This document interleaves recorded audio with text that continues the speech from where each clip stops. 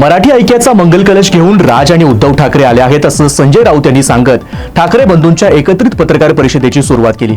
यानंतर नेमकी सुरुवात कोणी करायची असा प्रश्न पडला। त्यानंतर उद्धव राज यांना बोल म्हणाले तर राज यांनी उद्धव यांना तू बोल म्हणून मान दिला। अखेर मग उद्धव ठाकरेंनी बोलायला सुरुवात केली।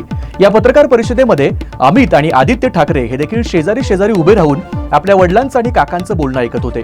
त्यांना मुंबईचे लचके तोडायचेत, चिंधड्या उडवायच्यात असं म्हणत उद्धव ठाकरे यांनी मोदी आणि शहा यांच्यावर आरोप केले।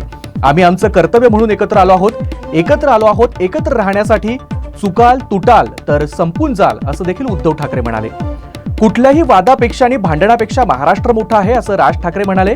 यावेळी त्यांनी सध्या सुरू असलेल्या पक्षांतरावर कोटी केली।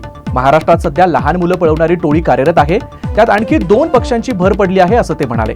दरम्यान उद्धव ठाकरे यांची ही शेवटची निवडणूक असेल असं रावसाहेब दानवे यांनी म्हटलं आहे असं पत्रकारांनी त्यांना सांगितलं। यावर उत्तर देवांना द्यावी, दानवांना नाही अशी कोटी राज ठाकरे यांनी केली आणि पत्रकार परिषदेमध्ये हास्य पसरलं। मनसे आणि शिवसेना यांची युती झाली आहे असं राज ठाकरे यांनी यावेळी जाहीर केलं। पत्रकार परिषदेनंतर राज आणि उद्धव ठाकरे यांचे परिवार आणि मध्ये संजय राऊत अशा पद्धतीचं फोटो सेशनही करण्यात आलं।